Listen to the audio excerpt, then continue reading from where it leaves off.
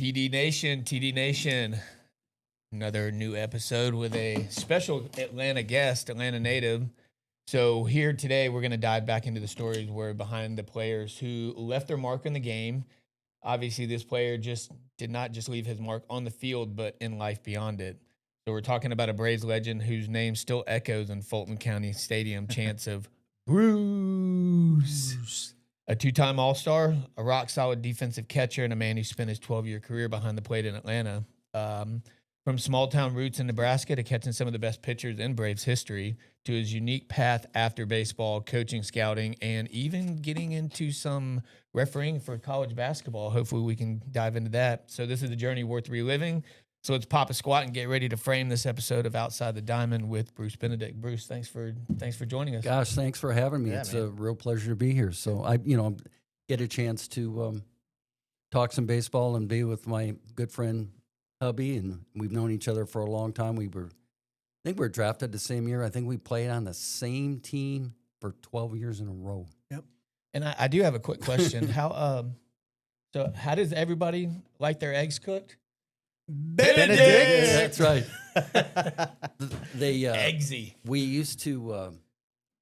Some of that got started in AA when one of our announcers, I can't remember the guy's name, but he was the public address announcer, and he would do that before the game. He said, "Batting seventh, how do you like your eggs scrambled?"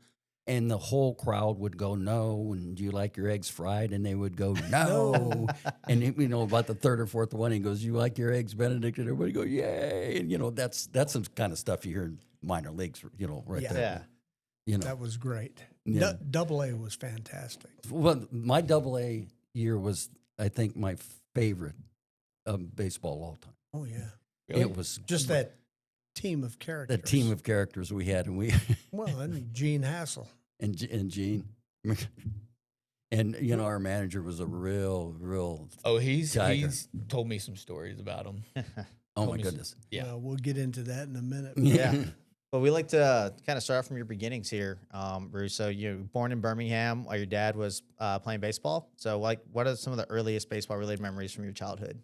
Well, I was born in Birmingham, 1955. My dad was playing for the Birmingham Barons, at that time, and played in old Rickwood Field. So I was born there at St. Vincent's Hospital. I'll tell you, St. Vincent's in Birmingham. And today, my daughter has her doctorate in physical therapy and works at St. Vincent's Hospital. You're kidding. Works at St. Vincent's, Wow. and she married Dr. Ben Sudloff, who is the chief of anesthesiology at St. Vincent's Hospital. Wow. So there's That's unbelievable. It's unbelievable. Life yeah. comes full circle. We're Yeah, it full is full circle. circle. We- Wow. Wow. And I was there not too long ago, and I walked into a room, and Dr. Sudloff, he's the chief anesthesiologist. He just kind of goes from room to room, and I was sitting in a room, I talked to him, I said, "I think I was born in this room." I mean, gee whiz, I looked around, I think, this looks like the same furniture. Anyway, that was in 1955. So, actually, I didn't spend a lot of time there, but I'm very proud of it. Actually, of my Birmingham roots, and go over there, and of course, in my scouting days, I would be in Birmingham a lot, especially the last 9 years because the White Sox AA team is in That's right. Birmingham. So I spent a lot of time there, and my daughter and her husband and 3 grandchildren live there. So a lot of time spent in Birmingham. Really enjoy it. Yes, sir. And then from Birmingham, moved to Omaha. Is that Right. right? Yeah. Is that kind of where everything started to take shape for you in baseball? Right. My dad was playing for the Omaha Cardinals. Okay. So we were there in Omaha, and he was in the same starting rotation as Bob Gibson in Omaha in 1959 Wow. and 1960. They're in the same. And I think they were going to move my dad laterally again, and he had been in the minor leagues for 10 years, and he just looked at my mom and said, I'm 10 years in the minor leagues. I think maybe we should try to put some roots down and get on with our lives. So he heard about, and you all heard about it. He heard about a company that was hiring coaches and teachers, and so he went to Father Flanagan's Boys Town, In 1960, applied for a job, and he was there for almost 45 years. Yeah. So, Wow. and my mom taught there. Mhm. My dad was a teacher and a coach there, grade school athletic director. So that's where we just grew up in Omaha. I went to high school there, what's called Millard South now, in Omaha, and went to college at used to be a Division II school, University of Nebraska at Omaha. Mhm. Now it's called Omaha. Yeah. Yes, sir. It's Division I now. Yep. And so I went there, and in '76 I get drafted by the Braves, and that's a story in itself. We can get into that if you want to. Yeah. How I That'll got be drafted. fun. Yeah. Love to. It's so playing baseball as a kid, did you always play catcher? What drew you to your position and your passion for kind of continuing that? I'll tell you how I started. I was on my Little League team. When you're on your Little League team, and Hubby and I've been with Hubby with some camps, and we do some things together. But we tell the kids to learn as many different positions as you possibly can. Yeah. I mean, don't pigeonhole yourself as a third baseman. I mean, learn to play left, right. I mean, play all of them. Right. And play all of the positions. So I played them all, Growing up. as an 8, 9, and 10-year-old, 11-year-old. And then what day our catcher didn't show up. He was sick or left or moved or did something. His coach said, does anybody want to try catching? So I think I started as maybe an 11 or 12-year-old. And the rest, as they say, is History. history. History, Yeah. yeah. So I started. But you play all the positions when you're growing up, and then it just But evolved. you knew you had a natural aptitude. Because you can look at kids and figure out that they have a natural aptitude for a position. Well, Did you- I think that's exactly right. Some of the clinics we do, you put a young man behind home plate, and all of a sudden, boom, he's catching the pitch and sticking it. And Yeah. he just has a feel for it. Yes, sir. And you also have to kind of want to play the position. That's a big part of it. And my dad said to me, he goes, listen, he goes, he said, pitching and catching are the fast tracks, man, That's right. right? are the fast tracks. So if you can catch, or Yeah. that will help you, moving forward. So I just kind of, I just stayed with it. Yeah. And Probably the toughest position to find for the draft nowadays. I don't think there's any doubt about that. That it's the Catching. toughest position to find when, you were in the minor leagues coaching and instructing for a long time. I mean, how many really, really good catchers did you come across? And when I talk to amateur scouts, they say that's the toughest by far, the position to find and to fill. Yeah. Because, obviously pitching is the most important maybe on a club, but I think catching's probably the most difficult. Oh, yeah. you Oh, know. yeah. The toll back there. Yeah. Daily. That's a grind back there. It's a grind, and by the time you end up healing one bruise off your shoulder or your foot, here comes another Here one. comes another one. Here comes another one. Yeah. So let's fast forward to you brought it up, draft day 1976. So what do you remember about hearing your name called by Braves? I was playing in the California State Semi-Pro League. I was up in Northern California. I was staying on the campus of Humboldt State University. I was way up there. Way up. Play up there. I played for the Humboldt State Crabs or whatever they were. And so I was playing there, and the minor league director for the Braves at the time was Hank Aaron. He was the minor league director. So I was up there. I was staying in a dorm room, so I had no telephone. I had no television. I'd listen to San Francisco Giant baseball games on the radio as my only entertainment, unless I walked over to the student center and played some pinball. That was it. And so I remember on draft day, I called my dad, and I said I get drafted, and he said yes. I said, by what round or who? And he said, you got drafted in the 5th round by Atlanta Braves. I go, who are they? I mean, I had never even, I grew up in the Midwest. I didn't know anything about it. So Hank Aaron was the minor league director. So he calls my house. Hank Aaron calls my house. My dad picks up the phone, and he said, Hank says, Mr. Benedict? He said, yeah. And he goes, this is Hank Aaron of the Atlanta Braves. My dad goes, yeah, right. Hangs up the phone.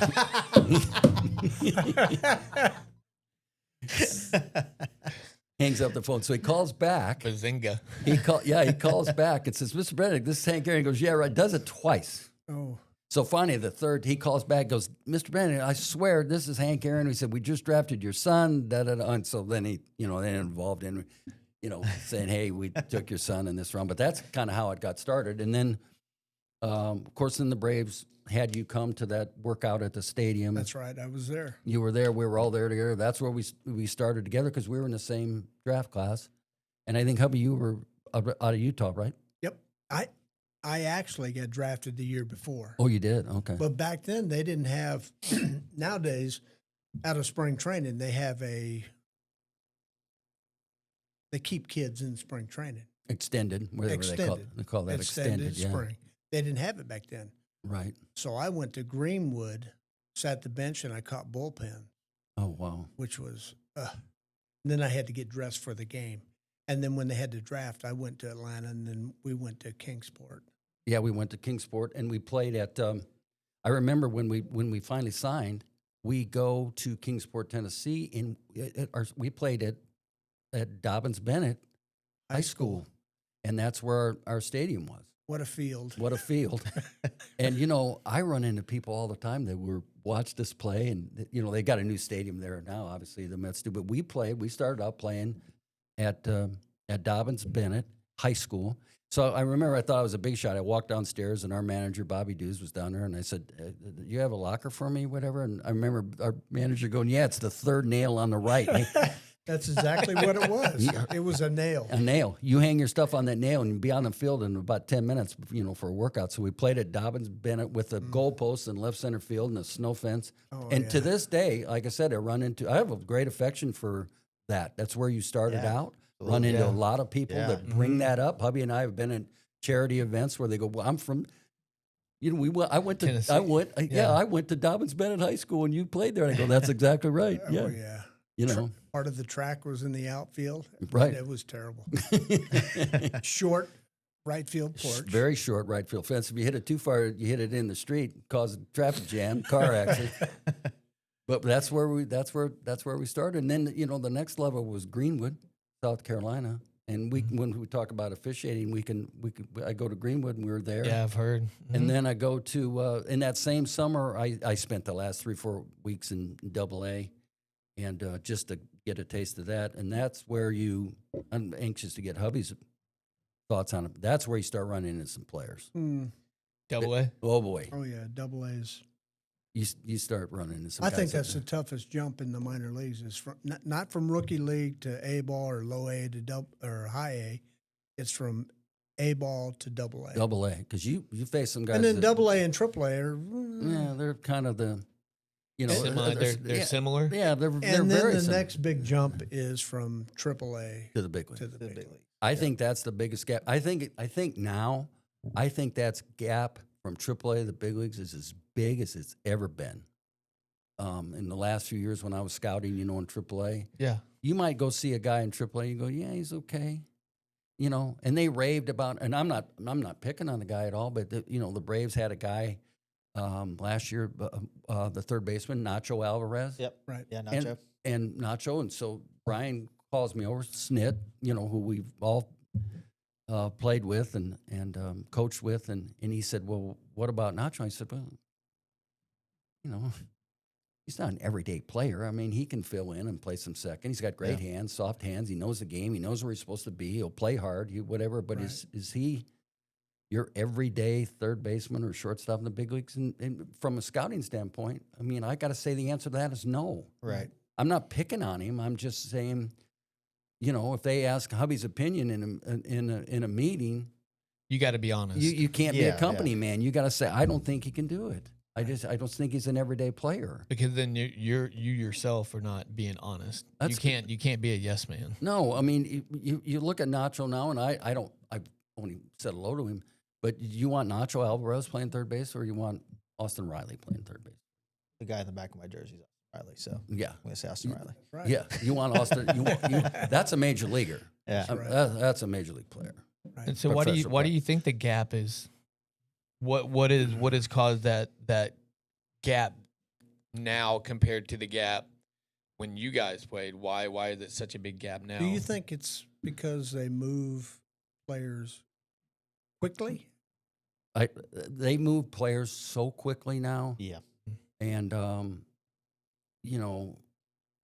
I think we're not going to spend a lot of time saying, man, when I used to play back then, whatever. I really don't care for those conversations very much because things are different. Standards Yeah. are different, but Yeah. they move players now faster than they ever before. Right. And I don't think they get taught. I don't think number one, they earn their way out of the minor leagues. A lot of them don't. And I don't think that the teaching in the minor leagues is what it was. And they're moved quickly, and they're not ready to play. And the fundamentals aren't Okay. nearly as good now. Right. Back then you took infield every day, and you worked on your outfield throwing. You worked on double plays, and Every you did all day. that every day. You worked on it, and now you just don't see it as much. And the players it's more offensively geared, launch angles, and the ball coming off the bat. Yeah, I bat really speed and don't all care. that, I yeah. really don't care how hard that ball comes off the bat. That's right. I could care less. Did he catch it or not? Is it? Hit them where they ain't. That's right. That's exactly right. That's right. And every Tommy Gregg had something. He was kind of funny about that too. Oh my gosh. Launch angle and the. you watch TV and said, "Oh man, that single came off the bat at 111 miles an hour." So what? I mean, and we're going to get into some pet peeves. Here's one of my pet peeves, and one of my pet peeves. In football, and there's all these statistics out there in football on defenses and offenses and what they're running and what to put you in place. Mhm. Why all of a sudden baseball decided you can't put your defenders where you want to be? I agree. I mean, If I want to put all my guys on the right side of the field, I should be able to. you should be able to do that. That's right. Why is the industry telling you that you can only play certain guys That's right. in a certain spot? It's ridiculous. Did they do it in football? No. Did they do it in basketball? No. Listen, you can only have 3 guys on this side of the floor. That's it. Yep. No. So baseball, I think, really shot themselves in the foot on that one. I mean, Yeah. a number of different. They did some good things. Mm-hmm. I They agree. did some good things. Right. But that one, no. Well, let's go over Savannah, Oh boy, Double A. Some Gene Hassel stories. our manager, Gene Hansen. Gene, He was a beauty. he was a beauty. He was early times man, wasn't he? Yes, he was. Well, my first day I got called up. You were already up there. I got sent back every year to repeat the level. And then when I got going good, they'd bring me up. So I go in, and they're going over signs. You might remember. He's going over the signs because we had missed some signs, or you guys did. It was my first day. And he started, well, everybody knows this is the bunt and this is the Doherty. What are the signs? Because I don't even know the signs. So then he started whistling, and he goes, "I don't know the signs, so just listen to my whistle. If I whistle twice, that means come on. If I whistle once, that means stop." He didn't even know the signs. He didn't put anything on. He was a beauty. He was absolute beauty, and we had some players. We had some absolute players on that team that were the biggest characters of all time. It's Danny Morgello, Rick Matula. the Sheik. They bury a Coke bottle in the bullpen. And shoot pop bottle rockets And they out of shoot it the entire fireworks. game. During the game, they shoot them across the field. Shh, boom. One of our relievers, left-handed couldn't do that relievers, a Latin nowadays. guy, Yeah, you cannot do that today. smoked the entire time in the bullpen down the thing, and so he used his cigarette to light these pop bottle rockets and fireworks that just shot across the field the entire game, Just randomly. randomly. That's The awesome. umpires had to come in a gate to get on the field, and they would tie these things at 2 strings on each end. And when you pull them, they popped. Well, they'd tie that gate shut. And With then those when strings? And when the umpires opened the gate, gates. And what a group. it's quite a group. And somebody would say, we had a pitcher, Bill Free, Oh, yeah. and they said, "Hey, we might need him to throw an inning out of the bullpen. Where is he?" "Oh, well, he's in the locker room. He's repainting the helmets." He Remember that? Great looking helmets. great looking helmets. He took all our helmets into the locker room and bought a bunch of paint, and he was Repaint. repainting all of our helmets during the game. He put stripes on them, and So this is a reliever. Like He was a starter. He's a starter. He was Okay. a starter. Yeah. But Okay. when we had an extra inning game or something, they Yeah. thought, "Hey, he might need to throw an inning or something like that." And he's in there painting the helmets. And we also had an old dryer that was in there. And so you took the front off of it. And so they got a baseball that padded it up. We put a bunch of tape on it. And so it was called the frustration ball. And anytime anybody got mad, they just went in there and just aired that thing out and tried to throw it into the dryer, stuff like that. And the showers, the Savannah Bananas play there now. They had to upgrade. Oh, you that. should see it. It's gorgeous. It's now. gorgeous. Yeah. The Beautiful shower's stadium. never drained. You're taking a shower and the water is like at least up to your calves because the Never drained? Never, no. Oh, I it remember was a growing- dungeon. Dungeon, yeah. I remember growing up in Macon and thinking that was like the biggest locker room. Oh, and yeah. when we went back to film 42, it's like that locker room is about as big as this studio. Oh yeah, when It wasn't big at all. And like the showers are like, it's like going to LA Fitness. It was like 2 or 3 showers, just little stalls. Oh no, it's crazy. I can't imagine the locker room that Everything, you guys are in. everything flooded. it might have been the greatest year of my career when I think back on it. Oh, it's mine for sure. Is that the same year that y'all were? What'd your coach say? Keep pulling the rope. Yep. Keep pulling the rope. Keep pulling was on that, G- Gene. Keep You pulling. got on him a that. gurgling. You got him a gurgling. Keep and hold him under until That was you the hear year- him gurgling. Yeah. That was a year Ted Turner paid money for every game we finished over 500, right. and we killed him. Well, we He had to. That was per player. I think it was $100 for every game over or something like that. at double A, $100. And y'all would be winning and laying out in the And- pool. Nobody getting And the pool. that's when he says, Gene would say, "Hey guys, think of when that man's on second and you're trying to drive him in. Think about that $100." Yeah, you would say that. Think about that $100 you're going to get. Gene, there are some long bus rides in that. You go from Knoxville to Orlando. Yeah. I mean, in the middle of the night. And so Gene liked to have, they don't do it now, but, back then, Gene would have his drinks and he would come back, go to the restroom, in the back of the bus. And so we had Danny Morgello and all the other guys. We told everybody to pretend they were asleep. And so everybody would pretend they were asleep, and Gene would go in the restroom, and Danny would put his feet up against the bathroom door so he couldn't get out. He thought it was locked. He thought it was locked, and he couldn't get out. So he's pounding on this thing for about 15 minutes, screaming at everybody. And Danny would raise his hands like, "Okay, everybody, pretend." We were laughing. Pretend you're back asleep. And then he would give the signal, and everybody would pretend back to sleep, and Gino would jam the door open and slam that thing and swear all the way back down to the... Those are great. Oh, my gosh. His rules: no swimming, guys. Half an hour before the bus leaves, he's laying out in the pool on a float. And he would say, "Boys," he had a real Yosemite Sam sort of voice. Yeah. And he'd say, "The bus is 30 minutes earlier today." And we go, "What's that for, Skip?" "Oh, whatever." And he said, "Because the liquor store is going to be closed at the end of the game, so we got to make a stop at the liquor store and load up for after the game and that long bus ride home." On the long bus ride. Swear to God. And he goes, "It's a long bus ride, so we need to stop and get our stuff." Okay. But that team just rolled with all of the... yeah. We had, what a great. We had So great- y'all crushed everybody? Who all was on the team? big leaguers? Well, That turned out to be big leaguers? who was the guy that we just had on recently? Was he on there? Harper. Terry? Terry Harper, no. Terry's a lot younger than that. But our first baseman was Jerry Keller. We had King Kong Keller. King Kong Keller. That's how his nickname was, King Kong Keller. He Massive. big guy. All he Yeah. did was chain smoke and drink Cokes and hope hit that home and runs. hit homers. And he could hit a homer like, it's crazy.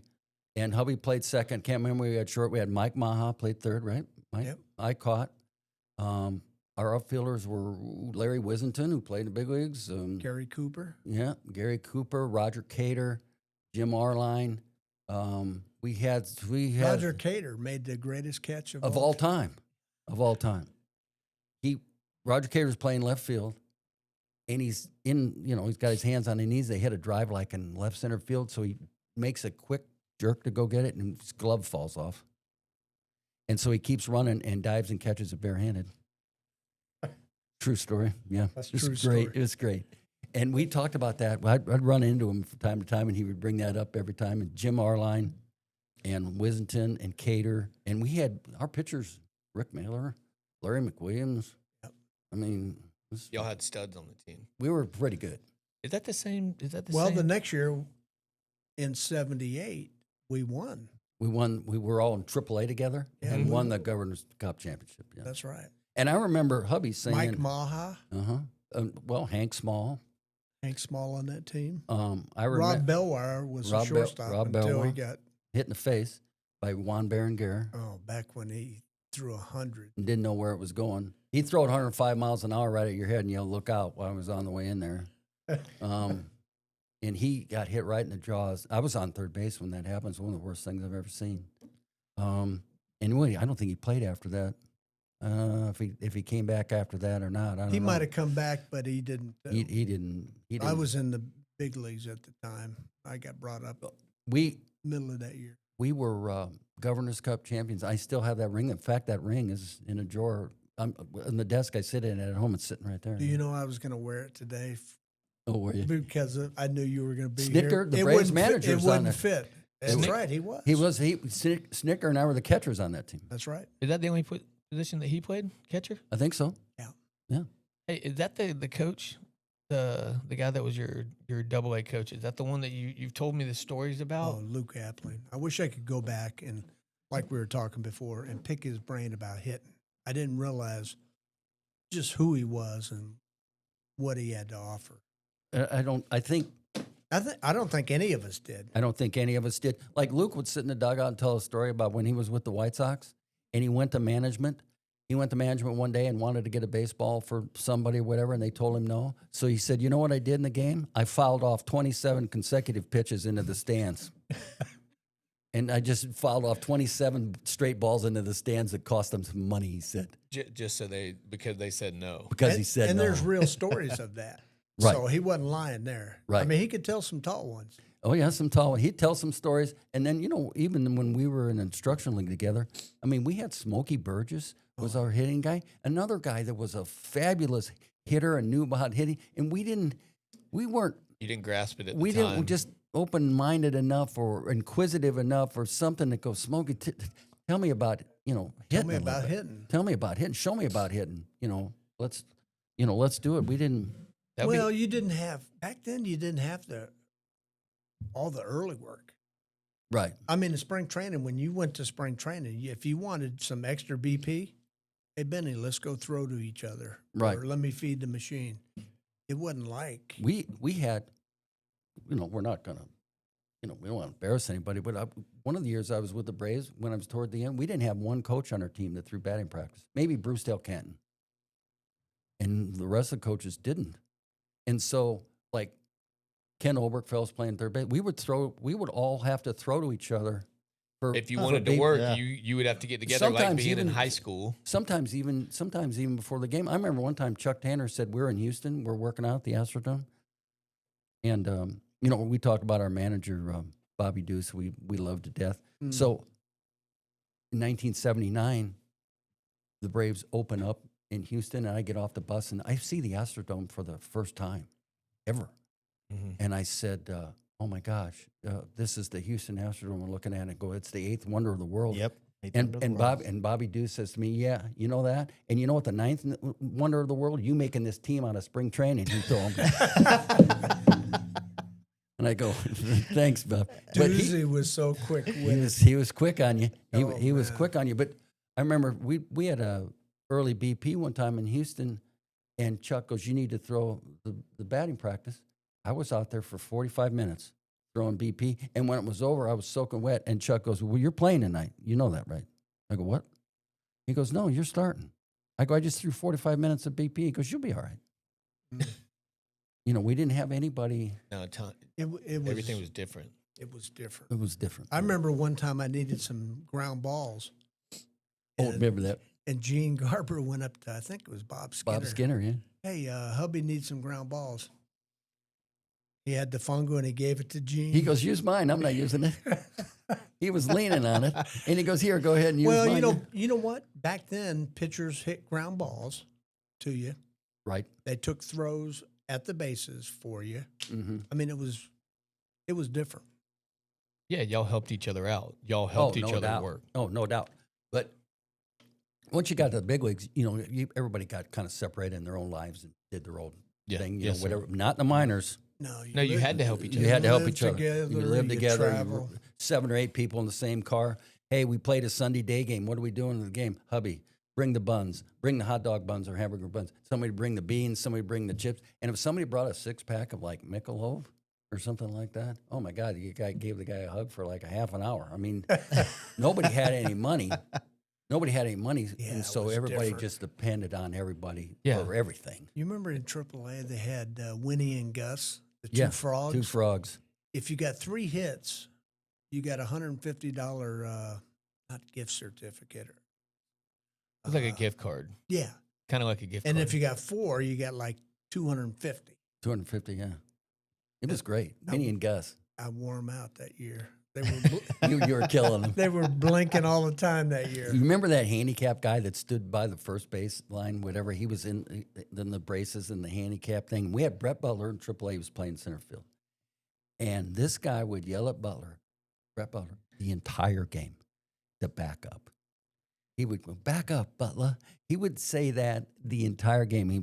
People fed him, would bring him, hot dogs and stuff out, and give him some soft drinks and give him something to eat. He was at every game, and he would yell at Butler to back up every game. And so one game, somebody hits a homer over the center field fence, and Brett runs in, and he yells at him and goes, "I told you to back up, Butler. I've been telling you to back up the entire game." The ball's just flying. Yeah, great fans back then. Oh, my I gosh. mean, Some regulars. oh some yeah, guys. they were there. The minor league fans are usually pretty different in general, though, right? You guys get to connect with them a lot more. They're closer to you. I will say this, and might make a few people mad, but I think those are the genuine fans of baseball. Yeah. Yes. I love going to the Stripers games over here. Yes. Yeah, I have a blast. You go to an A ball or Yes. high A or a low A ball Yeah. game. Let me tell you something. Yeah, These you're people, in a town. Those towners, Yeah. those towners are supporting you. they're supporting you. They count on going to these games every night. It's different. The Braves have wonderful fans. There's no doubt about that. But half of them say, "Well, it's our turn to have the tickets tonight." But that's not that way in the minors. No. These are the same. They show up all They the show time. up all the time, man. Sundays they do dinners after the games. The cookout or say, yeah, dinners. Oh. Yeah, everybody. It was great. That's awesome. It was the minor leagues. I mean, the big leagues are what the big leagues are, but Well, the minor league is more passion. have more passion. I have more stories and fond memories of the minor leagues than I probably do in the big leagues. And I got my first hit in the big leagues. The first pitch and first at bat on my 23rd birthday. on your birthday. And I talk more about minor league stories than I. Who was than that I do off them. of? Do you remember? Tom, right-handed reliever for the Cardinals. I think his name was Tom Bruno, Bruno, Tom Bruno. But, we were getting beat, of course. And I was like, they called down and said, "You're the 4th or 5th hitter up, and if we get to you, whatever." And I think Darrell Cheney was up in front of me, and he walks or gets a hit, so I get the bat. And, it was like 7-2 with 2 outs in the top of the 9th or something Right. like that. So he Right. just threw a fastball in there. Ted Simmons was catching for the Cardinals. So I get a base hit to left field, and you stand on first base, and there's so many things going through your head, you can't even process what's just happened. It's your birthday, it's your first pitch, your first at bat, and you get a semi-liner base hit, to But left it's field. a base It's hit. a base hit, and you're standing on first going, what has just happened here? Your whole life. You dreamed about that. You thought Right. about it. You dreamed about it. So, when you're growing up, you never say, "I want to play 11 years and 42 days in the big leagues." No. You say, "I just want to play in the big leagues." And so when you're standing on first base, you go, "This just happened." And Yeah, it he's kind of talked- overwhelmed. He's talked about it. It was, so the next night I started, Mhm. and Larry McWilliams, who's a friend of Hubby, and we played together for years. He was pitching, so I caught him on my first at bat. I hit a swinging bunt down third base, and it's a hit. So I'm standing on first base. I'm 2 for 2. So I'm doing the math. I go, I'm 2 for 2. I'm hitting 2,000, and it just went straight downhill after that, as we all know. But it's hard. It was just hard to put it in place at the Yeah. time. Yeah. It's just a lot of things going through When your you mind. think back, Yeah, going through your mind. But let's just to face- get there. Yeah, let's face it. Well, the 82 when we win our first 13, that's kind of special. 13-game win streak was unbelievable. It was really It good. was somebody different every night. Every night somebody won the game for us, and we were talking and people, it was just caught everybody by surprise. You win your first 13 games, and all of a sudden we're coming back from and people were at the airport. Yeah. There were thousands of people at the airport welcoming us back to Atlanta. We're going, what is happening? That was overwhelming. It was overwhelming. It was very emotional, And they didn't have security. You just walk you right just through walk, the crowd. do whatever It you want. was phenomenal. Yeah, it was great. It was great. It was great. But, you know, that same year, 82, we lost 19 to 21, I think. Yeah. And we win it on the last day. And then we went on the road trip and won 7 out of 10. Yeah. And Necro, the great Phil Necro, pitches 2 shutouts in the last week, 1-0, 3-0. And in the 3-0 game, hits a 2-run homer in the game. That's right. Wow. So your years in the big leagues as a catcher, you were known more for your defensive catching. Yeah. And Especially in 81, you led NL National League catchers in assists and caught stealing. Right. So was that something that was just natural to you? Like defensive, were you naturally a good defensive catcher? Like we were talking about, some kids have an aptitude for just naturally doing something. I would say the answer to that question is yes. You know, I was just really good at it, catching the ball and releasing it, whatever. So I'd lead the whole league in putouts, assists, whatever it is, and few errors. And, my fielding percentage was, the best in the league by far. I mean, by far. And I don't win the Gold Glove because, and I'm still, it's still kind of a thorn in my side today because the award, the Gold Glove at the time, was sponsored by Rawlings, and I used a Wilson mitt. And you used the I used a Wilson mitt.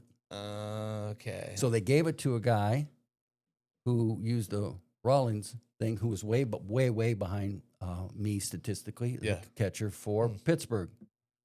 And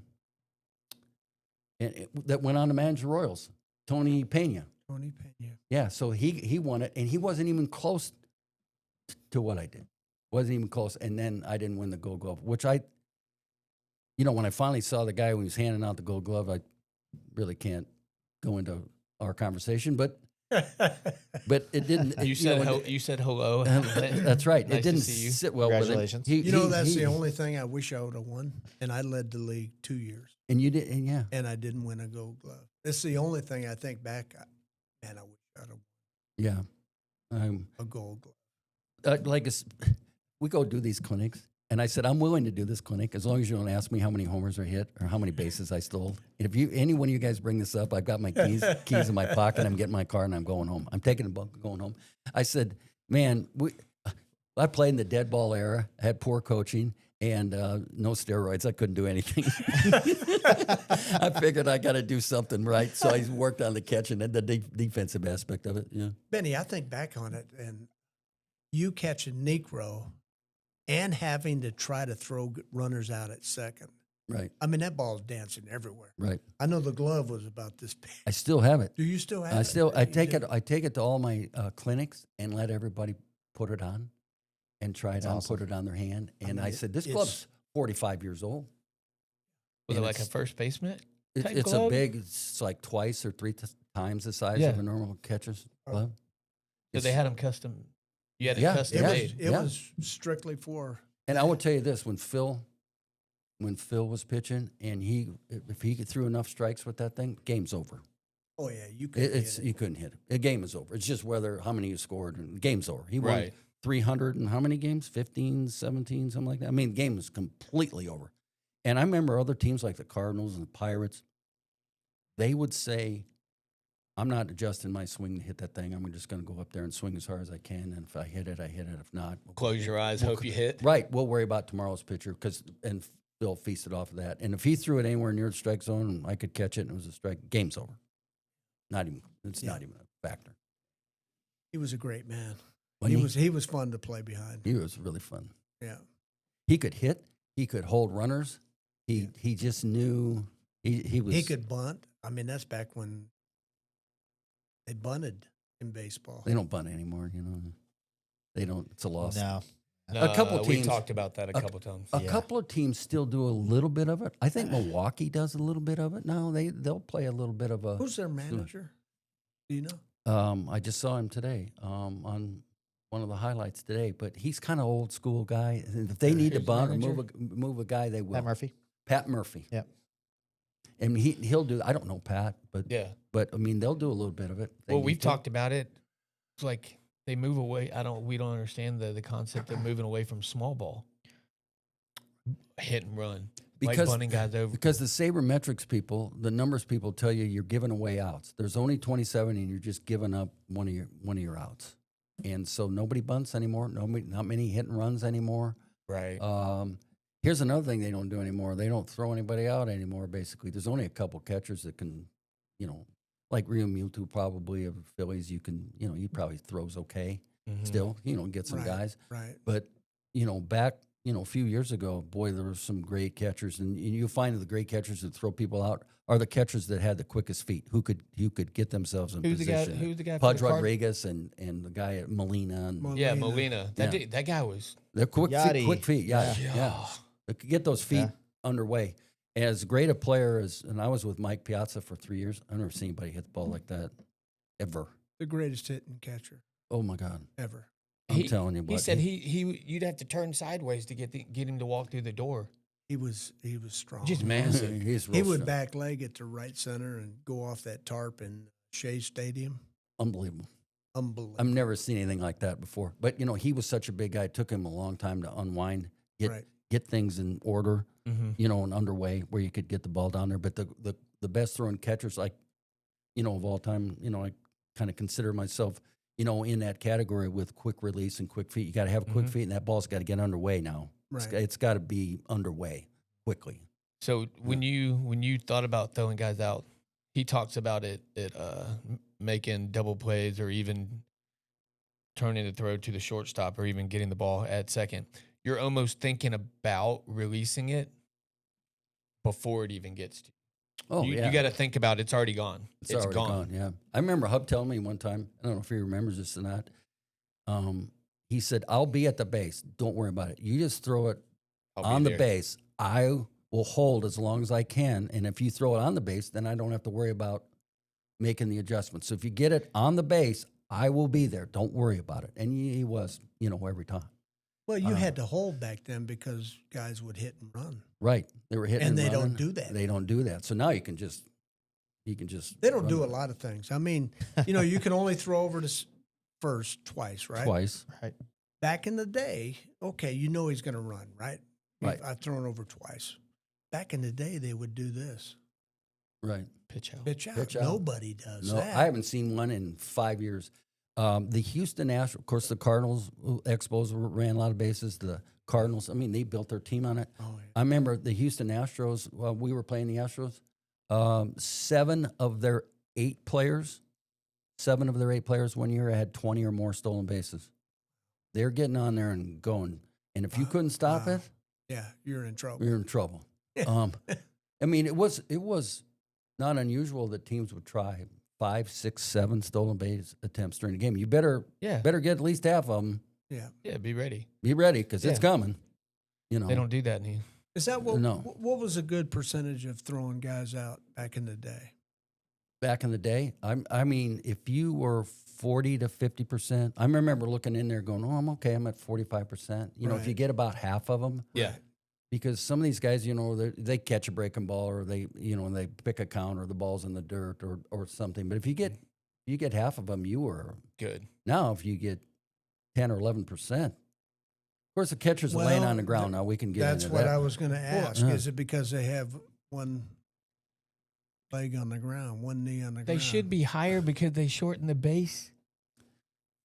They shorten the bases too. This is another thing. They're laying on the ground to steal the low ball, to steal the low ball pitch, frame it for strike. And that's what somebody explained to me.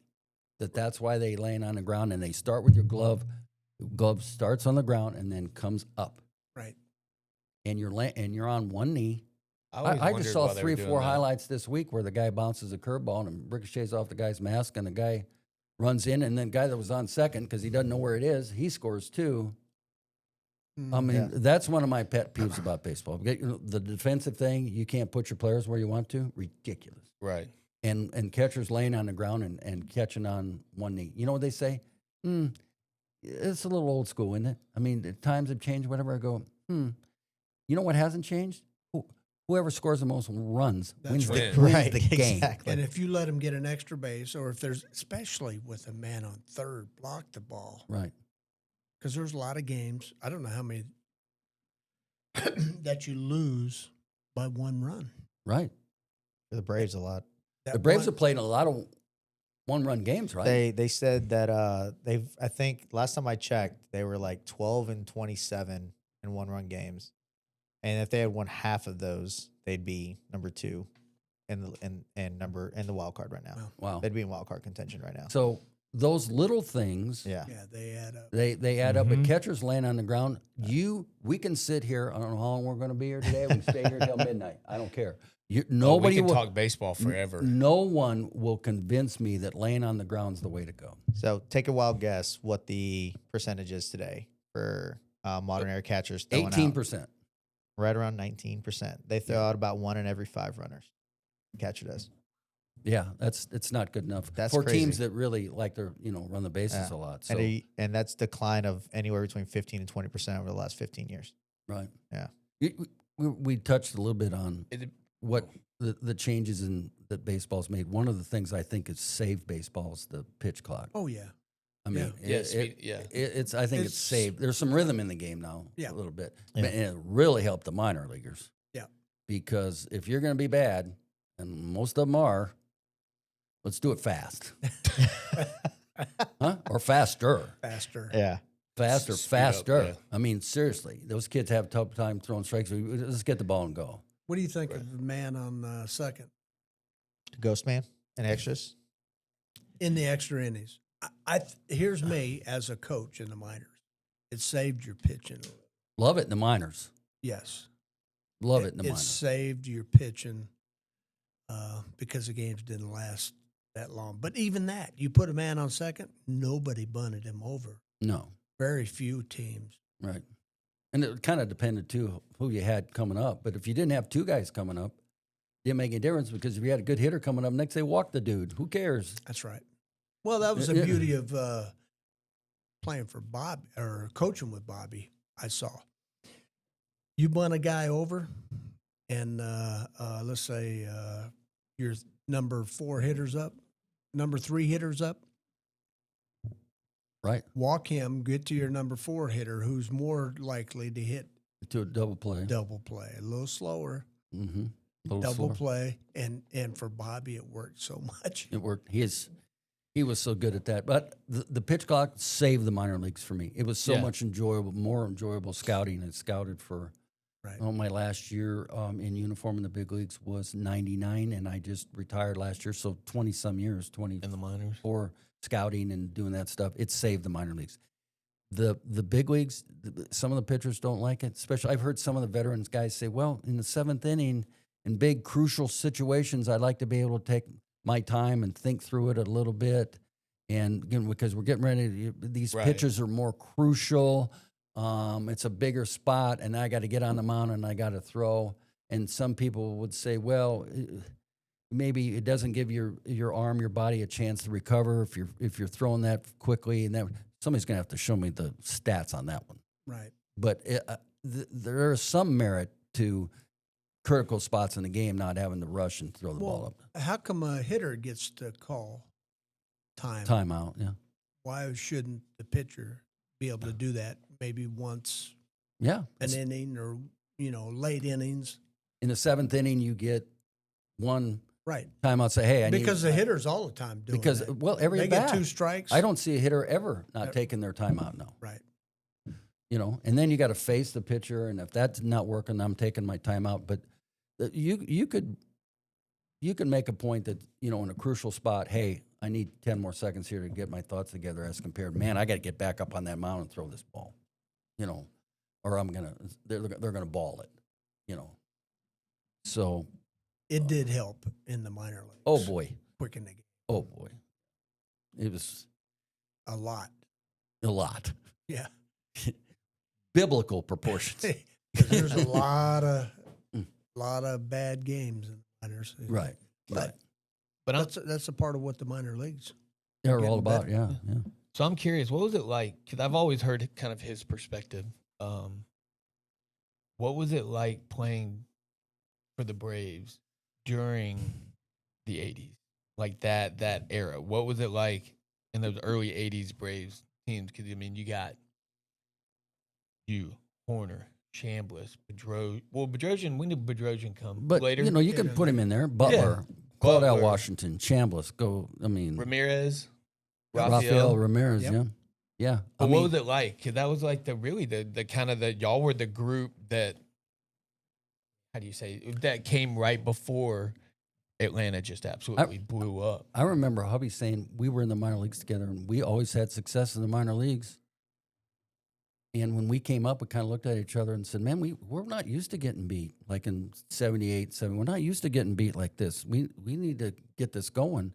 I remember Joe Torre when he came in 82. He came in the locker room and he said, "Spring training." He said, "We're not going to get anybody hurt." He said, "But we're not used to winning around here." He said, "We need to slap some hands at the end of some of these spring training games and get that feeling going a little bit." He said, we're not going to get anybody hurt, but we're going to try to win some games. Yeah. 82, we led the Grapefruit League spring training. We were like and wins. 18 and something, And and carried over. That's right. And we had some players that were playing at the time that didn't lose a whole lot in the minor leagues. We didn't get beat like we already talked about. Right. Yeah. Our AA team was pretty good. Our AAA team won the Governors. We had players coming up going, "I'm not Used to getting beat." y'all are right there. normally used to rolling on folks. So 80, 81, 82, 83, 84, those were all, we were pretty good. And then, you know, we made some changes, and I don't know why we made some of the changes that we did. But then that set us back quite a bit, you know. It set us back for 2 or 3 years. But, you know. I was fortunate. I got to go to Oakland, where you got a world championship, right? Yep. You know. Back to back. Well, back to back. Well- being there back to back. But Kurt Gibson hit the home run Right. first year. Right. We had that game in hand Yeah. with Eckersley on the mound. With him on the mound. He was lights out. Right. I wanted to trip him as he went by. I remember seeing some film on that. I remember you telling me one time you almost threw up on the field or something. It made you It sick to was your terrible. sick to your stomach.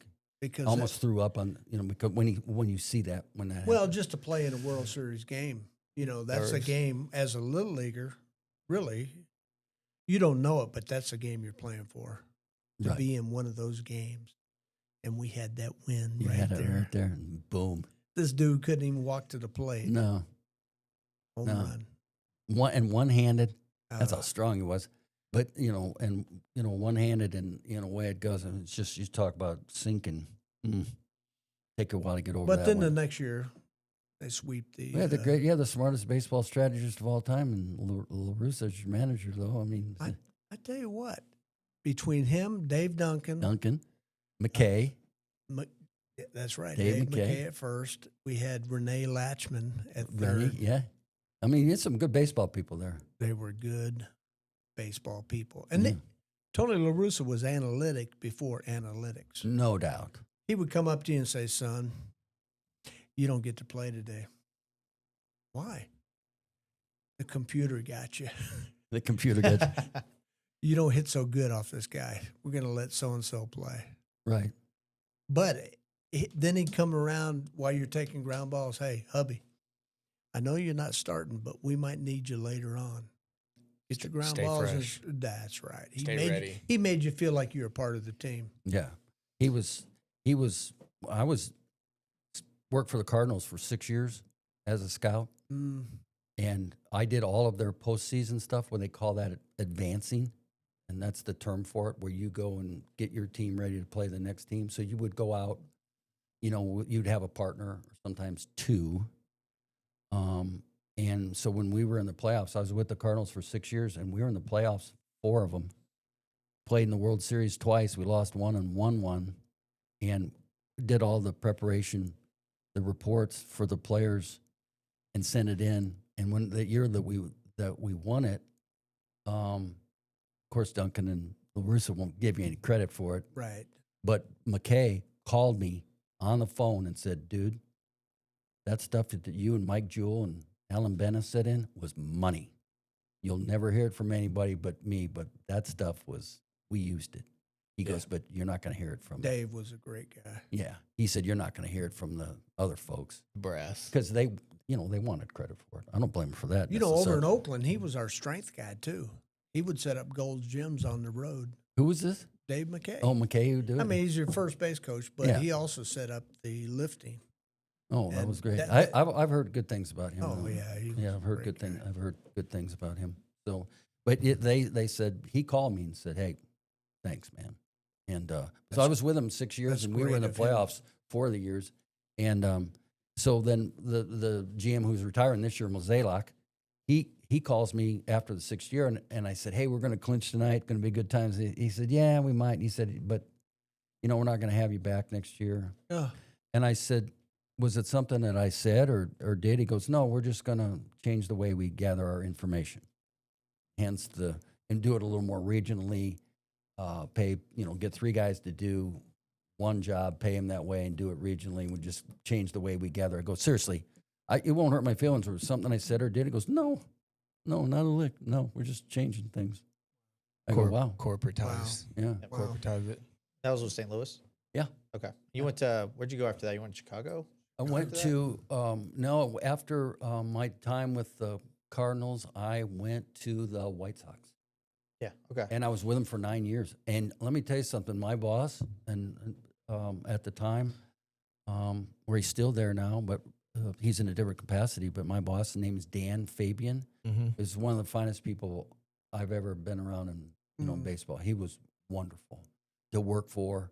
He would say, "This is your work schedule. And this is when you have to have it in, and call me if you need me." And never checked on. He trusted you to He do your He trusted job. trusted me to do my job. Yeah. Never Yep. questioned an expense. Where are you today? Oh, I needed to go home. I needed to go home today. For so and so. And he goes, take as much time as you want. If you need a month, take a month. He goes, I don't. That's not what we. That's not what we do. I was with him 9 Wow. years, and I would not. The current GM now. I would not have gotten my last year except for Rick Hahn. When they let Rick Hahn go, he signed all the scouts to 2-year deals because he knew he was going after that year, and he signed all the scouts to 2-year deals. So they would have Protected you. another. He They would have protected you. protected us. That's awesome. And then as soon as Wow. that second year was done, that phone call couldn't have come fast enough. I told somebody I was in baseball for 49 years, and it ended in 12 seconds. A 12-second phone call. Really? Yeah, Well, Wow. yeah. It's like, hey, done. The, See ya. the head of scouting called me and said, look, we're going to go in another direction next year. He said, but we appreciate it. And he said, call me if you need me. Hey, my wife's here on the trip with me. I got to go check with her on this thing. And it was over in 12 seconds. After 49 years, Wow. 12 seconds. I went and sat in my chair and went, what has just happened? Man. Wow. That was a tough one. But my boss, his name's Dan Fabian, still works in the organization, was just wonderful. My dad was Yeah. sick, had a couple of strokes. He said, you want to take the couple months off? He said, we'll pay you, Yeah, family. Focus on the Wow. family. focus on family. He said, we're all about this. And the owner, Reinsdorf, fantastic. Very loyal person to his employees and to the family. He said, if you need 2 months, take 2 months. And during all this COVID thing, Yeah. a lot of these organizations took pay away from their employees. Not the White Sox. You got paid full boat. Yeah, they pretend. Yeah. They took care of the Reinsdorf. Kudos to him. He Yeah, took that's he It's awesome, man. took care of his takes care of his people. It was great. I got a lot of respect for him. Well, tell us what you when you were out looking for the draft. What did you look for in players? I'd ask some other scouts in the stands too, because one of the things as a scout that you don't want to do is sit there and think you know everything, because you're making a big mistake. Always So- be a pupil. Always be listening and listen to what other people have to say about players. And when I would look at a player, certainly you've got the tools. But one of the things that kept sticking out in my mind, and I don't know if this is right, I would call in and say, this kid impacts the game. Hmm. He can do it with his speed. He Right. can do it with his power. I remember I was in AA, and Seattle made a trade with the Cincinnati Reds, and you're gonna say, "Oh my goodness!" And I was in Birmingham scouting the Barons, and they were playing Chattanooga Lookouts. Been the Lookouts for I don't know how many years. And the shortstop that played for the Chattanooga Lookouts at the time, he just got from Seattle. I looked down, who is this dude? And within 3 at bats, I called in and said, somebody needs to go get this dude. And it's Ellie De La Cruz. This guy Just stood out. It was men and boys. You can tell. You can tell. These guys that can impact the game. Guys that can, and from a pitching standpoint, I would tell people, they say, this guy's a pretty good pitcher. I go, dude, you're in Double A and they don't swing and miss your fastball. I'm sorry. That's the reddest of the red flags that you from a pitcher. They don't swing your fastball, swing and miss your fastball, son. You're in Double A. They don't miss it. You think in the big leagues that Aaron Judge gonna miss it? He ain't gonna miss it. No. Nope. You Send it think flying. that Matt Olson's gonna miss it, or Riley's gonna miss it? Acuna? No. If you're in Double A and they pounding your fastball every time it's light and it travels, red flag. Yeah. But the guys that can impact the game,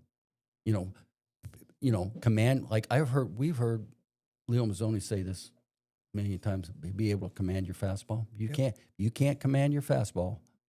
If you cannot command your fastball, and they don't swing and miss it, trouble. you're in trouble. You got problems. But if you're an offensive player, speed, glove instincts, Right. man, this guy just knows how to play. Bill Fisher used to say baseball's played off of, they pitch off the fastball and you hit off the fastball. Yeah, You have to be able to command it. You got to be able to hit a fastball. got to be able to hit. And if you can do that, you got a chance. Right, If you can't hit a fastball, go home.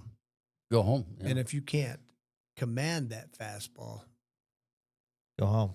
go home. Yeah, stop at the nearest gas station and fill your truck up that you got when you signed. They gave you some bonus money and you bought that truck. How much bonus what was your signing bonus?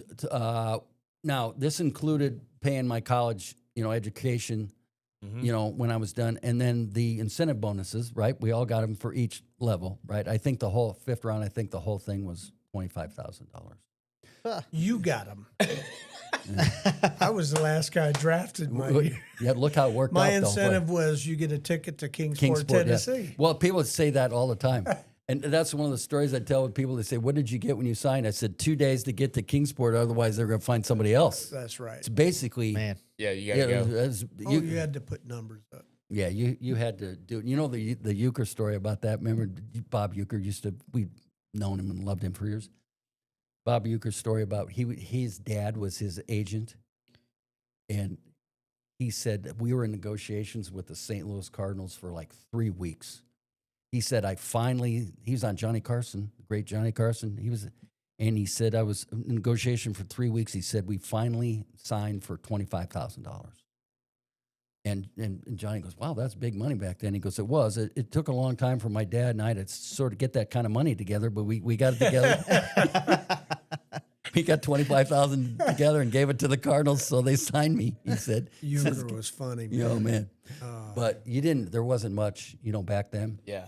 And even in the drafts, I think Hubby can remember some of those guys that got drafted. They didn't even sniff the big leagues. Like one of the guys, second round, but Gordon Gazinski or something like that. Remember, he never got out of A-ball, I don't think. Catcher. And Right. he was a right-handed pitcher, big okay. right-handed guy. He couldn't do it. Of course, somebody that was drafted ahead of us, who's been in big leagues a long time, Dom Cheedy. Dominic. Cheedy. Yeah, and he's Second round, right? yeah. I think he got a little time, but I don't even remember who our number one was. I remember. First year I got to Kingsport, we had our center fielder guy named Donnie Young. Can't do this now, I don't think. Donnie Young played center. I think he got $76,000 maybe to sign. Played from June to August, quit. Took the money and went to law school. I don't think you can do that now. I think you got to play for a year or two before you can. I don't know. But Yeah. he took the money after signed in June. It ended August 28th. He said, bye ya, I hate baseball.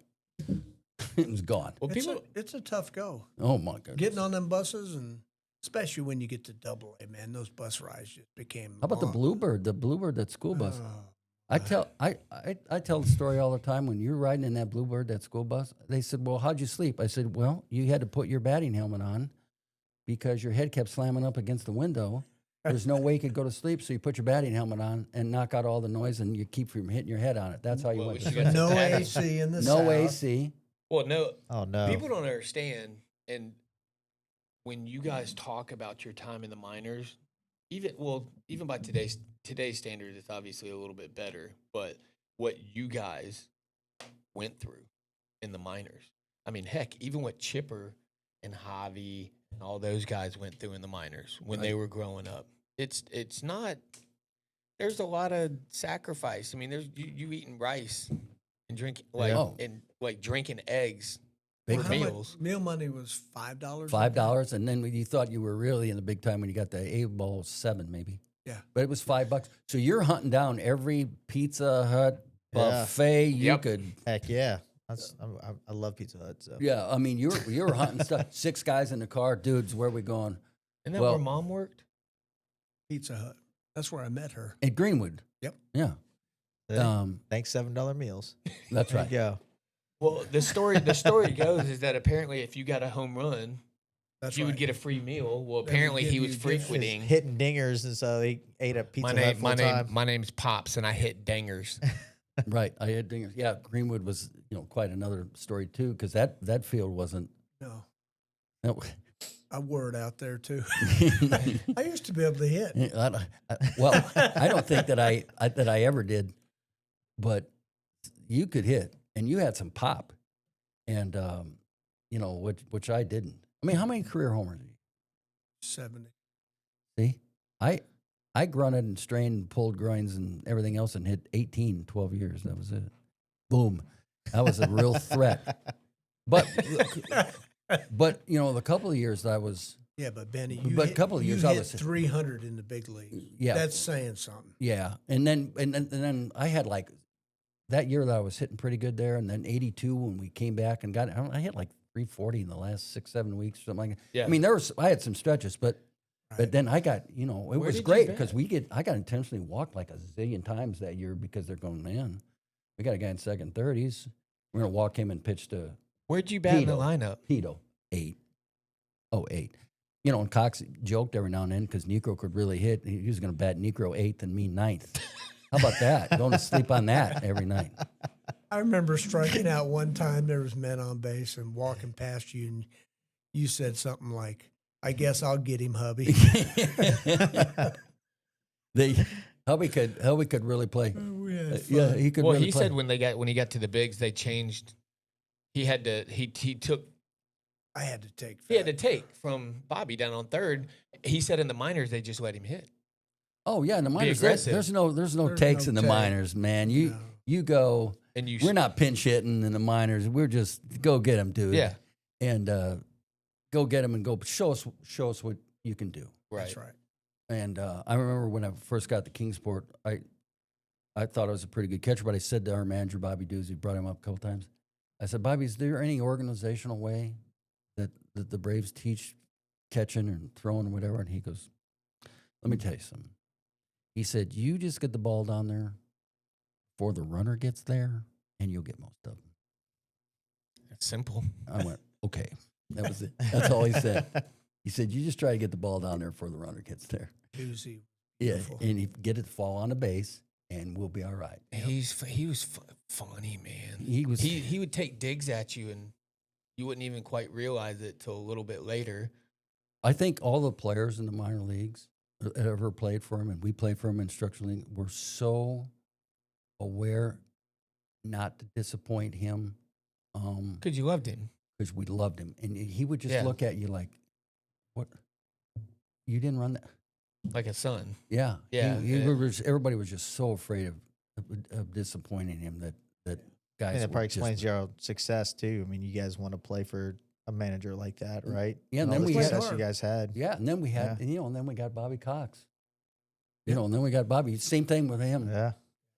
When I was scouting, and I would be in the major league cities when I was advancing, I would wait in the lobby for Bobby to come down, just so I could sit with him, and he would sit with you Yep. for He as would. long as you wanted and talk to you about I said, I've been waiting for you, Skip. He goes, oh, Benny, come on, let's get a coffee or something. He would sit and talk to you about, and he was always so nice to my mom and dad. And he mentioned them every time that I was ever around him. And now, one of the last time I saw him, he goes, gee whiz, Benny, your hair is whiter than your dad's when I was. But I would sit in the lobby of these hotels, and here he would come down and get his coffee, and he would sit with you and just spend time with you and talk to you. He was great. Well, Leo kind of you could tell when Leo was talking about Bobby and how much he loved Bobby. You could hear it in his voice. Yeah. I think The way he kind of talked about him, he was like, that man gave me a shot. He trusted me. He treated you like he was beyond his time, kind of like you're talking about with Tony Arusa, like how he thought and just being ahead of the game. But you heard it in his voice how much he loved Bobby Cox. I've heard it with him as well many times. And about Bobby Cox, full uniform. That's another thing. If I was ever commissioner, dude, you got to wear your uniform. That's right. I think it's an honor and a privilege to have a major league uniform on, and I think you need to wear it. I think you need to wear it during the games. I do. Bobby Cox wore spikes Until the last. till right. He had his spikes on, and he's Nails. managing the team. How about that? Yeah. He was in there. Till the end. Till the end. And hubby's been down to fantasy camp down in Northport, and he's been down there a couple of times. And somebody says, "What do you like about fantasy camp?" I said, "Well, one of the things I like is when I get my team on Tuesday, that I try to turn them into a unified group by Sunday morning." Yeah, that's one of the things I enjoy. But the most important thing is I enjoy getting there at 6:15 in the morning or when it opens and putting the major league uniform on. That's my favorite thing to do in the world, is walk in to the thing in my locker, and there's major league uniform sitting there. Yeah. Benedict, number 20, hanging up. Put your uniform on, dude. I bet you It's didn't know. fun. Interesting stat. We talked about it last episode. No, the one before that with Terry. Since its inception, 1876. Yeah. There's 20,000, Right under 20,900 and some change. right under 21,000 Guys that have ever played in the major leagues. And then you think about how many people have tried to go and what rare percentage of it that actually make it. That kind of piggybacks off your point. I mean, you worked hard to get there, so it's an honor and a privilege. Yeah. Well, people should wear it. You can run the numbers on this and then go not only played, then run all-star players. Yeah. How many? What percentage of? Oh man. Or multiple See if all-star you can players. pull that up. Or multiple all-star players, or multiple. I made it twice. I know hubby's made it at least once or twice. Once. And multiple all-star players that have played. I mean, you got guys that have done it like 10. Oh my gosh! Like that's. Well, there's a guy that should be in the Hall of Fame. That You were talking about him last night or the other day. Andrew. oh He no was the doubt, greatest center fielder. by yeah. far. Yes. No question. He's got No question. 400 home runs. Why is it? I know when I see him, I don't ask him about it because I just Right. You know, But he gives should me a be. big hug and I'm out of breath for about 10 minutes. I mean, he's a Yeah. great dude, and Yeah. I always got along with him real well. But he should be in the Hall of Fame for sure. Oh. Chipper talks about it on a couple of shows he's done. He's like, and he even posted about it on X. Oh yeah, he posted about it all the time. He's like, hey, Yeah. we need to have this conversation. If he would have played for the Yankees, he would already be there. Oh yeah, Yeah. probably yeah. Hands down. Yeah. He would already be there. So there's no reason why he shouldn't be there. Okay. Silver Slugger, Hank Aaron Award, RBI leader in 05, 430 something home runs, 10 consecutive Gold Gloves, 5 All-Star appearances. Like what What are we is doing? this- What are else we does it talking take? about here? Yeah. I think his greatest asset was because you told me when he left Atlanta, no one had to direct the outfield. No. They just, he did it. He did it. You just played off of him. He's like the You know, middle Well, we linebacker. went. We had those meetings the first day a team came in the advanced scout that you sent all that information in. We had I don't know who it was, maybe Bobby Wine for a Bobby while. Wine did it. Yeah, Yeah. Bobby Wine. Yeah. Okay, and he would say, okay. Andrew always played peak opposite, right-handed hitter. He play on second base side Okay. because our pitchers were always down and away. Right. Maddox just And paying it out there. if you hit the Yeah. fastball, it was there. If you hung a curve or hit left that up, he would pull it to the left fielder straight up. And once you had him out there, he would just direct traffic. Oh yeah, he was great. He was unbelievable. They've got a picture of him. The pitch isn't even being hit yet, and he's already moving. He's already knows what's happening. He knows where the pitch is. He's already leaning. He was great, and I really look forward to saying hello to him, and look forward to every chance I get to see him. You know, we see him at some Braves Events, things, the alumni stuff. Yeah. Yeah, he's great. He should be in the Hall of Fame for sure. Yeah. There you go. So now you got another career too. We need to talk about. Oh my gosh, There's got to be some stories in that. let me tell you. Being a ref. I tell you how I tell you, how'd people you ask me start? all the time, how'd you get into refereeing basketball? I was in the clubhouse during the winter, and we were working out or do whatever. And the guy that was selling all the paper to the Braves worked for the Nationwide Paper Company, Don Shea. Don Shea. Don Shea. Yeah, he was. He always in he there. would always stop in to the stadium and see Bobby or whatever and have lunch before he went to his game or to the airport to fly to his game. So I'd see him down there. I go, Don, I got to find something to do during the winter, man. I'm just kind of standing around, you know, we're waiting for spring training. He goes, here, I got an idea. He said, why don't you get into ref and basketball? So give you the Reader's Digest version of this. You start out doing some grade school and then some junior high and then some high school, and you kind of got to work your way up. And you need a little bit of a sponsor. I mean, if you don't have somebody that's kind of throwing your name in there and kind of pushing you along, it's really tough. And so he was my guy, and that kind of did it. So I had to go to Division I camps in the summer. I went 5 years in a row. Mm. And, these were back then, it was $500, $600, $700 a pop, Mm. And the joke was, hey, when am I going to be a Division I official? And they'd say, in about $2,800 ought to do it, that kind of thing. Because those people made a lot of money off these camps. Right, But, I right, mean, that's I went 5 years before I even got a Division I game. Right. And I was in the Southeastern Conference for 25 years. Man. And then I did Division I. Then I went with the coordinator officials and another guy named Mike Wood, who was a big-time ACC guy. And he had the Sun Belt Conference and the Southern Conference and the Peach Belt Conference, which has, Georgia College and USC Aiken and Clayton State. And so I went, I 25 years, and they can't tell you this, but, at 25 years, you kind of age out of the program. Mm. But they blame it on, Right. well, you didn't have a lot of games. I go, well, I know I didn't, because you were the ones that Scheduling Yeah. it. you were the ones that scheduled the games. Yeah. I understand that now. But they can't tell you age out of the program Right. because then it's Right. age discrimination. But I went with, Mike Wood, and I refereed another 8 years, 5 years Division I and 3 years of Division II. And this is my second year out, actually. So I refereed college basketball for 33 years. Wow. Did Jamel say that he? Jamel He- Spearman? Yeah. Yeah. yeah, Well, he we was had on him here a on. couple weeks ago. Yeah. And we're actually, me and him are going to play golf with Jamel right after we get done with this. Well, tell him hello. Yeah, yeah. Yeah, he said he had ran into you, but never. I don't think we ever had a game together. I No, don't but know. he had crossed paths because we asked if he asked if he knew you. Yeah. And Jamel, the scout with Oakland. Oakland. Yeah. He's with Oakland. So you need to learn these coaches now, because they're all different Mm-hmm. and they're all got one thing in mind, and that's winning that game no matter what they got to do to do Mm. it.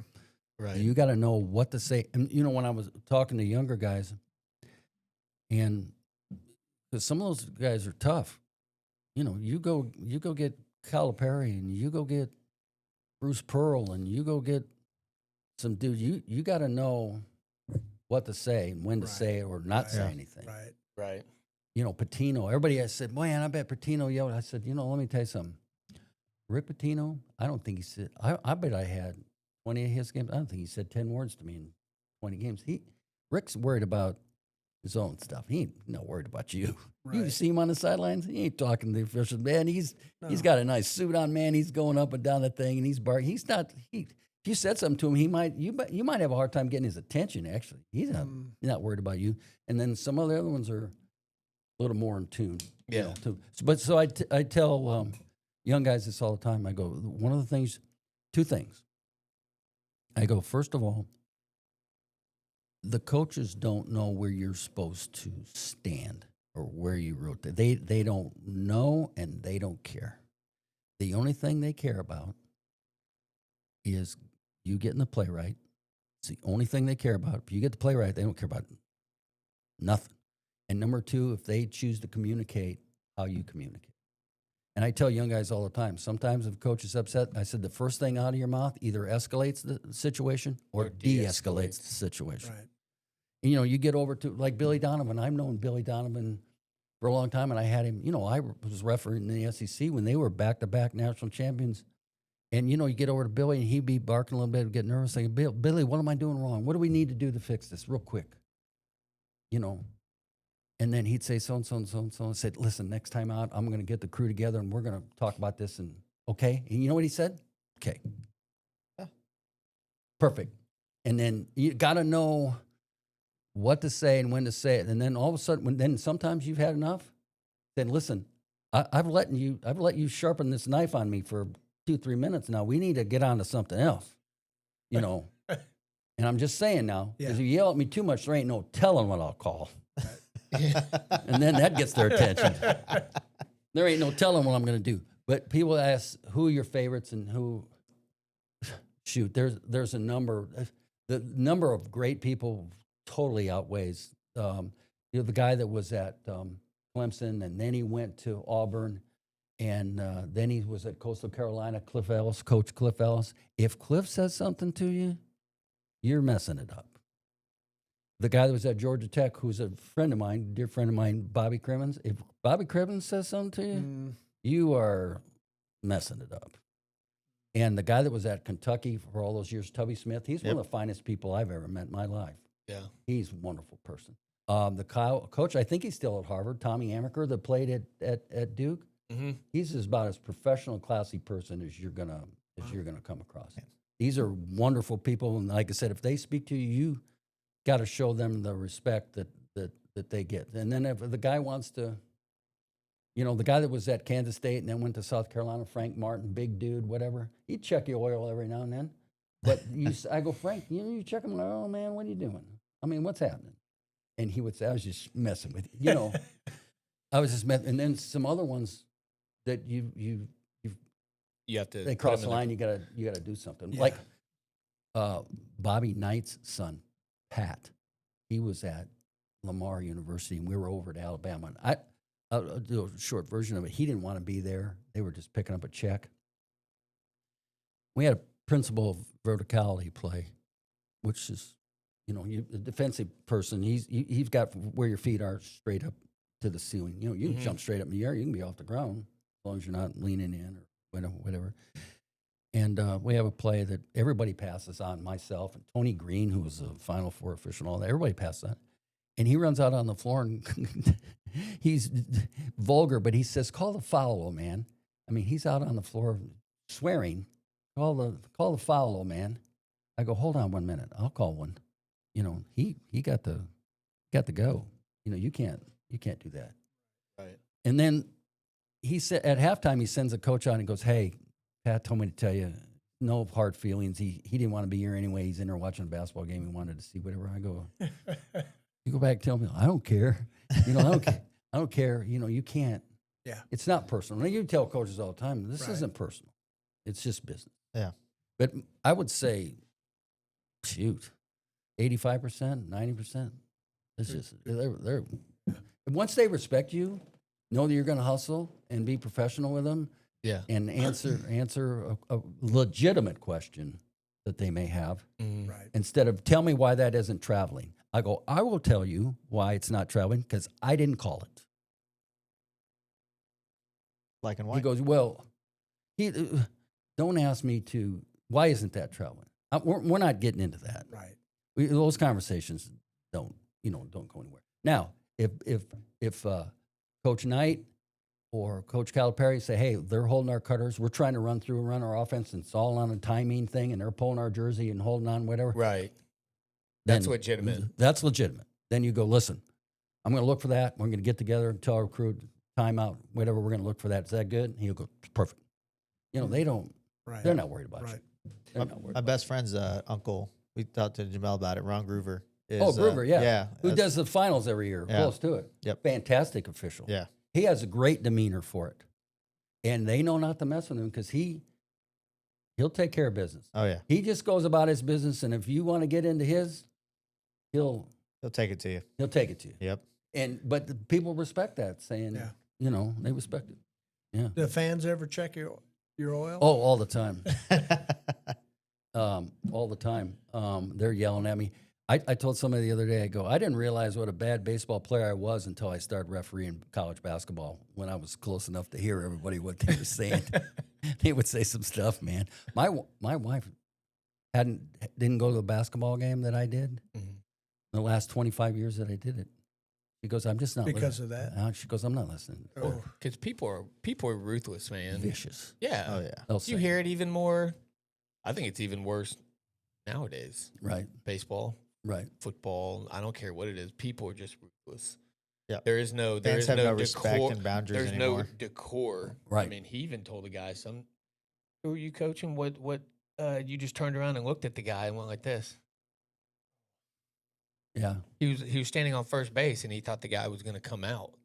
Oh, really? Well, I mean, we've had some guys. We've had some guys. I've gotten in trouble for a couple of things.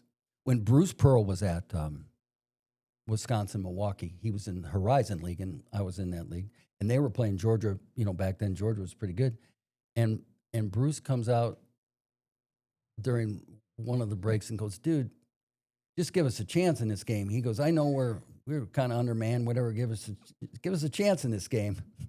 And I said, "Coach Pearl, did you think you were going to win this game when you scheduled it? I mean, seriously." He got so mad about that. And every time I see him, he brings it up, too. He still brings it up. Because you remember that time you said to me, did you think you're going to win this game when you scheduled it? But, I mean, we've had guys say some stuff, and you get in trouble for it because you can't say that kind of stuff anymore. Saying, listen, you coached these guys all week and couldn't do anything with them. And don't expect me to clean this up in 20 minutes.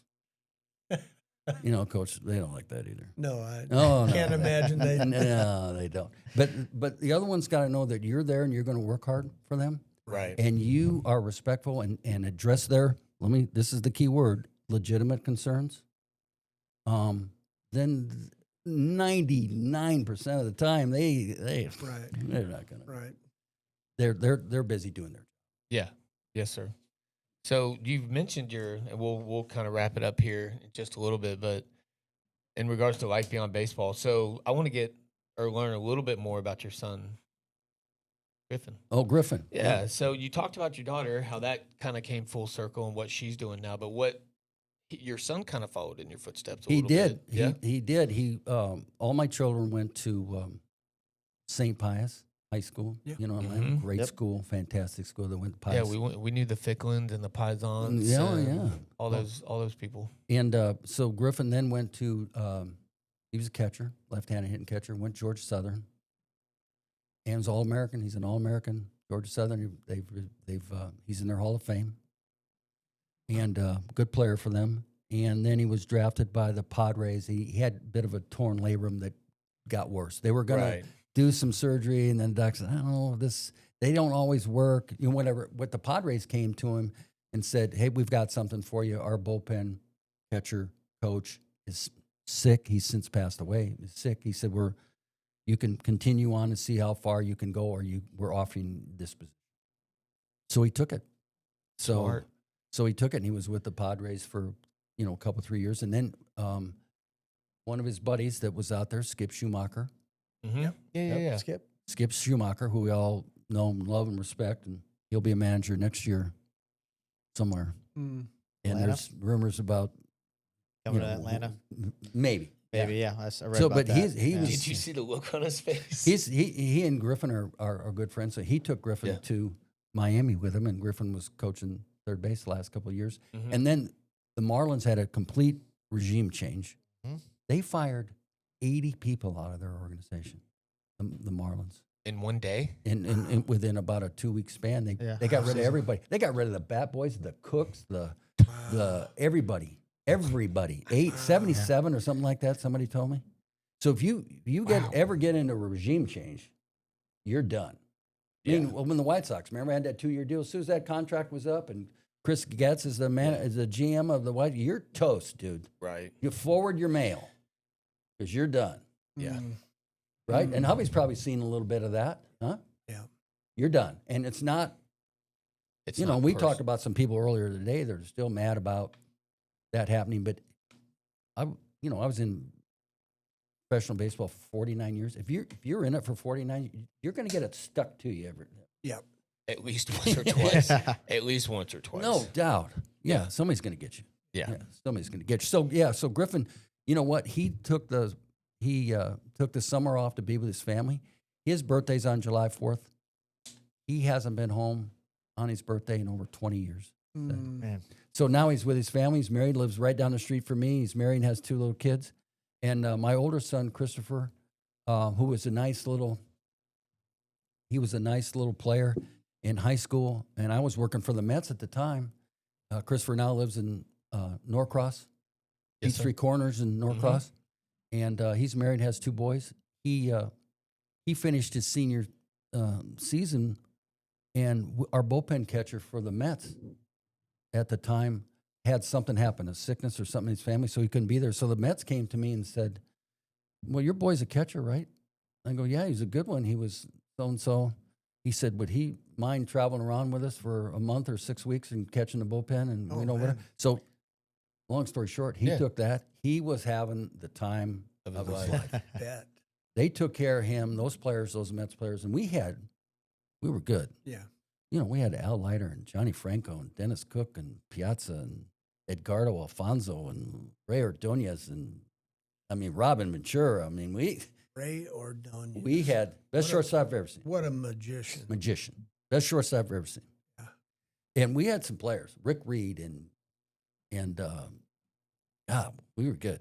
And so he went along, and he was funny. He'd be on the back of the plane with these guys and just watching them, and they'd be playing cards. And he'd tell me, we'd go to Pittsburgh. He goes, "Dad," he called me up and goes, "Dad, I got my own room and everything." And they handed me an envelope. It's got money in it. I go, "Yeah, that's your meal money." So he goes, "Oh, my gosh." Per diem. Yeah, it's per diem, Yeah. yeah. That's the Yeah. one thing the players gave up. They did give that up, yeah. It was up to 120 Yeah, a day. yeah, something like that. And now they don't even have 10-day road trip, $1,200. $1,200. And now in the locker rooms now, they have chefs now. They don't give you meal money. They have chefs in the locker room. And they're there all day, all night, and they just make you anything What's you the want. name? JoJo talked about that last week or 2 weeks ago. Yeah. I think they can order down at this ballpark on a computer. Hey, this is what I want. Oh, really? And they cook it for you, and then you just go. Oh, my gosh. We had chips on a table. We had chips. Maybe. Some chips and salsa and some cheese. But we played when they had dip in the clubhouse. Oh, yeah. Yeah, and your old beer mug. No, seriously, there was a keg of beer and a thing, and guys would just go over and shoot. In St. Louis, Anheuser-Busch is Busch Stadium. Yeah. Shoot, they were handing beers out to you walking out of the gate, going back to the hotel. The Marriott was right across the street. Right across the street. And they're selling it to you, giving it to you, Just going having a right beer. across the street, and That's changed. That's changed. And so even when I was still coaching for the Mets, you didn't get any booze on the plane ride home. Right. Because Which you shouldn't. you shouldn't. And so When you're they're not riding allowed out there, you get on a bus. they're taking you to the hotel. But Yeah. the players did whatever they wanted to do on the way home. But the organization wasn't liable for it because they didn't provide it. Right. But guys would, of course, half our guys with the Mets, all those superstar players, they all had limos waiting for them when Right. we landed. So they didn't do any driving, No, because the money's way. Yeah, those Man, guys. that's a smart thing to do when you're making that kind of money is Yeah. get a driver. Just have someone pick you Just up. have somebody pick you up. Yeah, And, I understand it. all those guys did. All those guys did. And, like I said, we had some good players. Oh. They were great. and they were good people. A lot of fun. John Olerud. We had John Olerud play for us. Some of the finest human beings I've ever been around in my entire life. He could hit. And he could hit. Yeah. Yeah. You had to get him out. He's not getting himself out. You got to get him out. Yeah. I mean, you got to get him out because he. Would you compare him to like a Jeter type hitter? You had to work to get Jeter. No doubt. Yeah. And John, would take a pitch this far off, and he had such respect. They're not calling him out on that, dude. No, they wouldn't. You got to get him out. You got to get. Well, I play against Pete Rose. I don't think they ever called a strike against Pete Rose ever. If he took it, If he was took it as a ball. Wow. I used to think Jeez. that's a strike on me. No, we all thought that. He'd look back and bark at that umpire, and if he took it, you got to get him out. He was some kind of player. Ooh, baby, embarrass you too. Take the extra base, and then scream at you. Go out on the field and go, "Wait a minute, dude! I just embarrassed you. You're going to play the game the right. You're going to play the game the right way. You need to learn how to play the game the right way." Oh boy! Well, when he walked, he ran down to first. Yeah, he was great. He was great. Yeah, Crazy. Well, I guess we'll wrap up here. I mean, Bruce, thank you, obviously, for being on here with us. yes. As we look back, Bruce Benedict story is a reminder that greatness isn't always measured in home runs, headlines. Sometimes it's about showing up every single day and doing the hard work and anchoring a team in ways the box score can't always capture. From his days as the eggs of the Braves lineup to scouting young talent to blowing whistles on college basketball court, Bruce has lived up a life in sports few can match. Bruce, thank you for stepping outside the diamond with us today, and for the Braves everywhere, that chant still rings true. Bruce. I hear it. I still hear it all the time. I still hear it all the time. It's great. So listen, I enjoy my time with everyone today, and just to sit and talk about baseball. I don't think we do it enough. And thanks for having me. I really enjoy it. I really enjoy it. And that's the goal here, man. Yeah. So it's the Well, I've loved the the grind. fact that we've been able to bring people in here for him. It's Well, I just like think you're this- rekindling old relationships, and you're just doing what you love to do. I think to tell the fans some of the stories behind the scenes. Yeah. Yes. Some of the funny stories. Yeah. There's some we can't talk about, but There are some, but one of the things I tell people, they go, "Oh, do you get to see all your teammates, whatever?" Yeah, and the answer to that is we're trying to more now than ever yes. Yeah. because we don't want it to get away from us. But I would say, on your team, here's what you want your team to do: show up on time. Yep. And play as hard as you can. And when it's over, then you can go do what you want. But when we want, I've told Hubby this ad nauseum, and he's probably go, "You got to stop saying it." You never have to worry about Glenn Hubbard's effort Mm. on any given night, or Brett Butler's, or Chris Shamus's, or Dale Murphy's, or anybody. Because when they got there, dude, we're playing. Yep. It's time to And, then, work. and if Game you time. want to go somewhere after the game, that's your business. But Right. when this guy goes introducing the Atlanta Braves or whatever, then it's different. Right. Then you gotta, as they used to say, you gotta pull on that rope. You all gotta pull on that same rope. And the best teams do that. But anyway, Hubby, I've told him, you never worry about Hubby. Throw it on the base, I'll be Well, there. Yeah, don't have to you, worry about his effort. I had a lot of fun. Yeah. today. Well, thank you. This is Thank you for great. coming. Appreciate it, guys. Well, until next time, keep chasing. And we'll be seeing you guys on the next one. Have a good one.